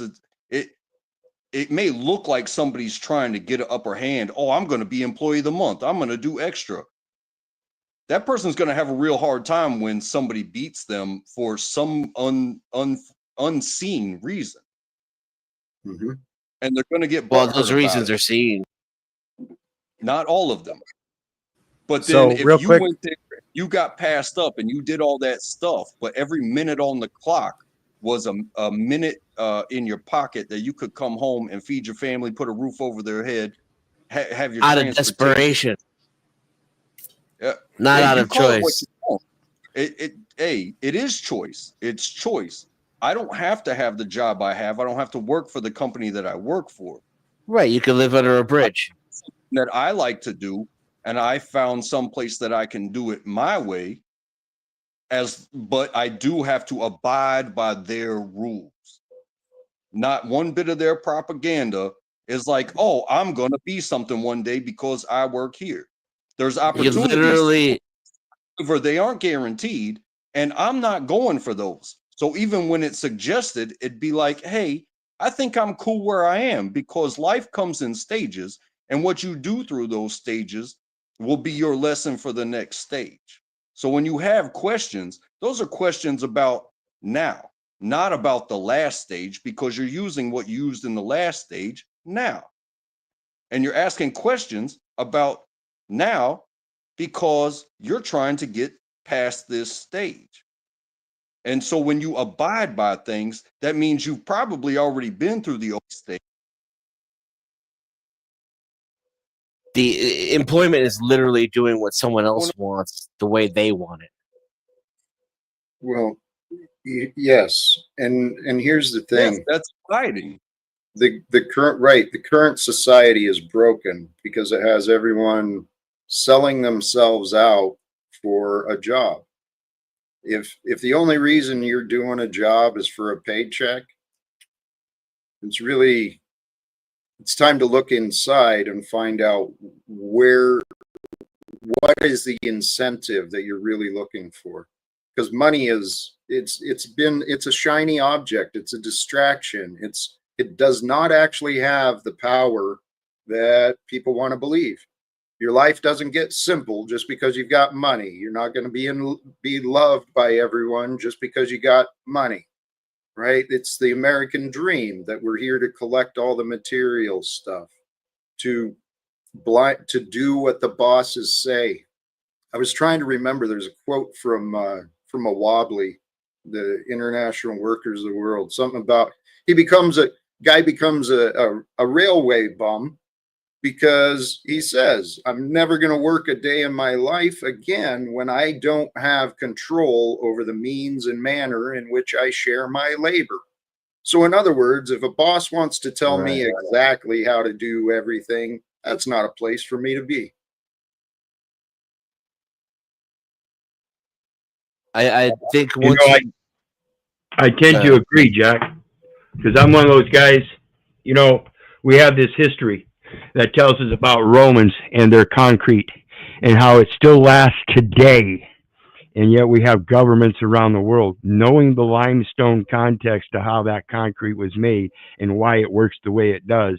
And they refuse to use that same kind of mix on our pavements and stuff to better our societal workings and stuff. Why? Because it generates more profit, provides more need, that supply and demand chain for employees to do it. So they can use a corporate fictional monetary system as that mechanism of control. When we realize that that's the only central thing in all of this, and we can learn how to surpass that, quote, need for money and that desire, there's no limits to what we can do. This is the forefathers that filled those offices, those political offices, without being paid for it. They did it down at the local bar, or met at the local library or something. They had their meetings at no cost. I want to put a cap on employment, if I may, real quick. So my corporate experience was that when it comes to the labor and the responsibility, that's a team effort. When it comes to the profits and the benefits, well, not so much. Yep. Right now, it's no longer a team anymore. Now it's all mine, and then I decide what you get, what's left over. So I find it to be a scam. It is very important to find a place that does treat you accordingly. if you're going to work a job like I work a job, Union. I'm not even union. I'm down in the South, and You have to enforce that, though. You have to be the guy who says no when they say clean the toilets. I'm the guy that feels. Otherwise, like I'm telling you from experience that you will end up just cleaning toilets for free over and over. That's what's going to happen. And I'm saying that I've been with this company. I've done many jobs with this company. 10 years now, almost 10, creeping on 10. And I feel like I see them almost as much as I see my family at home. And I do with them what I do for my family. And I understand that they have families to go home to too. And what we do here matters in the long run. Yeah, I understand there's billions of dollars at stake. But it's not all coming from us because there's other locations. It's worldwide. You do what you do. But I protect my job by, you can call me a company man, I guess. I'm cool with it. But I'm not a slave. I choose the company. If I've left companies because I got treated bad, not necessarily like horrible, but it was like I'm trying to like not make $5 an hour anymore. Hey, and I'll run your job. How about you move up so I can have your job?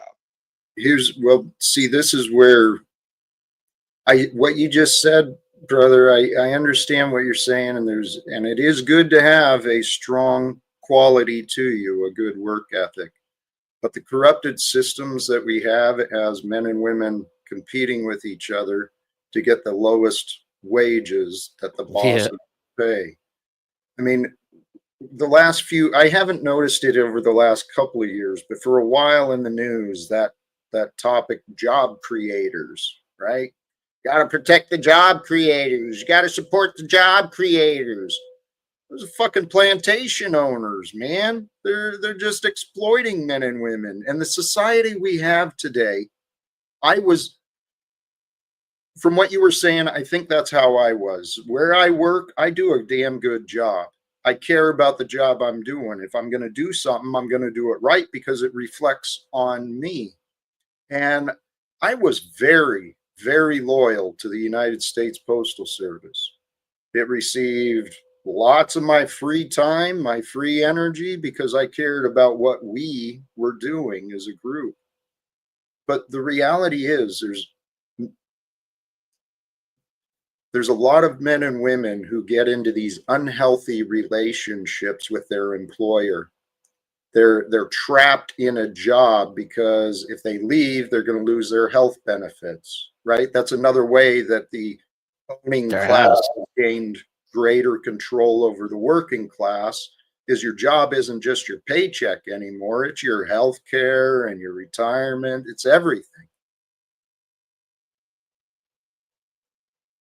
But we can change it all. And I think it's going to happen. Hey, you guys have been fun, and I don't mean to throw a sudden wrench in, but I'm feeling like maybe it's time to wrap up. You know me. Be blessed. Much love to you, my brother. Thank you. Thank you for joining. It was good to speak with you. And Dennison and everybody that showed up. Good to see El Perro, Jamie. Nice to meet you. Good to meet you. Your pleasure. I appreciate you jumping back in, brother. Thank you.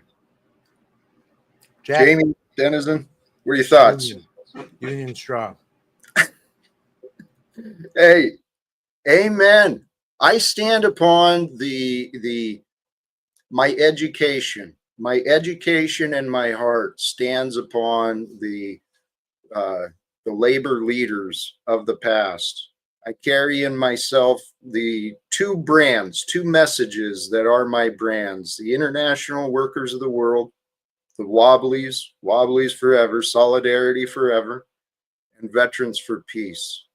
Through the workers, peace can be achieved. Through the workers, it's happening. All right, Hey, you guys have a good night. blessings. Thank you, Jamie. All you fucking corporate slaves around the world, rise up. Go Union. Yeah, I could shit on employment all day long. It's my bag. It's my brand. I actually came up here to thank you, Jack, for your perspective the other day. It helped me. So I know I hope that brings you some peace and joy in some of the things that Ham Banana says you don't have. To hear that. But yeah, I got distracted by the talk about employment because I'm a strong advocate for one making oneself unemployable, and if you invest all those hours that you invest into the company, into yourself, it's a much more enriching and fulfilling experience. But it's good to talk to you again. I guess I'll see you next time. Please. And I'll be listening to your outro. Please and thank you. I appreciate you, Dennison. And actually, in the back, I have a surprise, a welcome surprise. Jeremy, my brother. Hi, how you doing, Jack? I'm feeling blessed. You can probably tell I just woke up. Hey, I'm so grateful to have you joining me. For those who don't know, Jeremy is a local man in the community. He's actually met me and spent time with me in real life. And as far as I know, he was not damaged or traumatized by anything I did. So, hey, I was actually just getting ready to wrap up, though, unless you were joining with some ideas.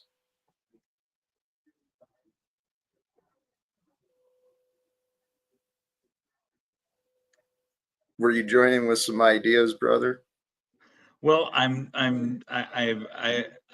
I was going to try and join today, and I just got up, and I'm getting a feedback thing with an echo on the whole thing. I don't know what it is because I haven't figured this thing out yet. But anyway, you might have another tab open if you're using the browser. If you've got a YouTube tab open, it's going to keep playing in the background.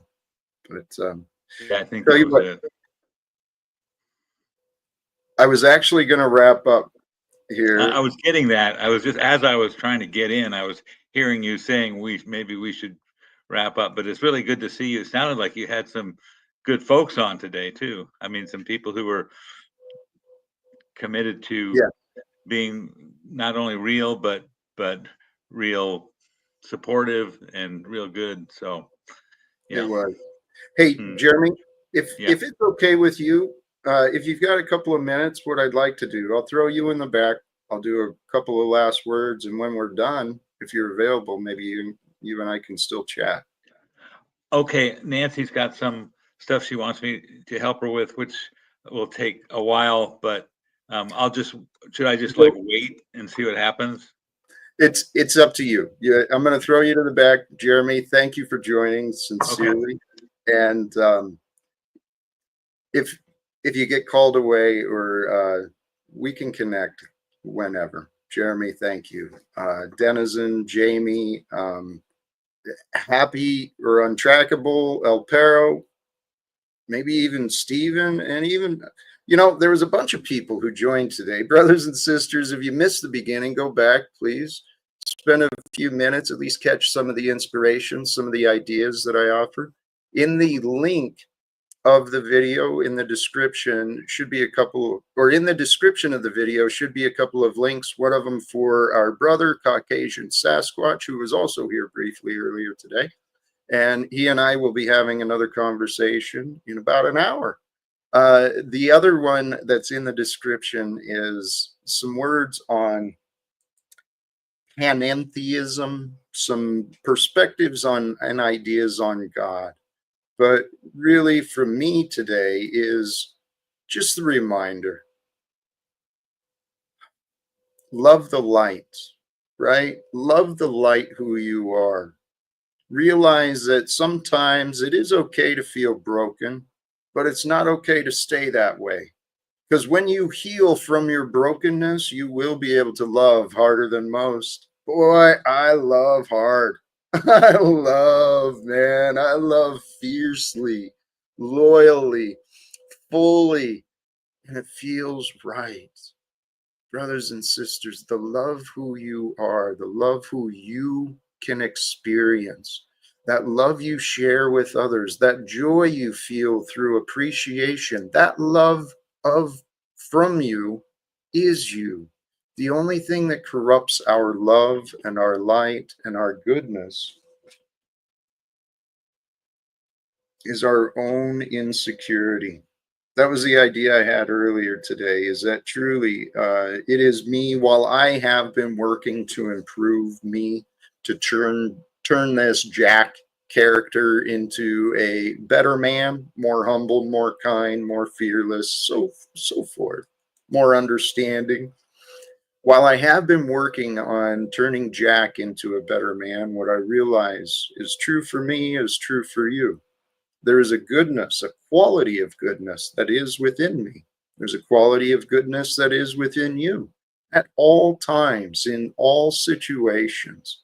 The only thing that prevents the goodness from coming through me, the good ideas, the right words, the right deeds, the only thing that prevents me from being the full goodness and the light of joy, the light of peace, the light of harmony, the light of God, it's my ego, my negative thoughts, my limitation, my judgment. So, brothers and sisters, I invite you to become whole as you. The past is done. Allow yourself to feel the completion of the past, the wholeness of the present. And with the wholeness of the present, bring your mind into your heart. Seek the conscious answers your heart can reveal. It is through the heart that love speaks. It's through the heart that honesty comes forth.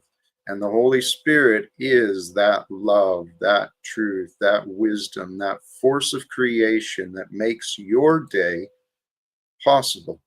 Brothers and sisters, thank you again sincerely. And if you haven't done yet, please subscribe, invite others, maybe even share a like if you liked it. Stay tuned for the future. Tune back in next time. We'll see what happens then. Choose love, peace for everyone, and live without fear. Thank you again, and God bless. Peace.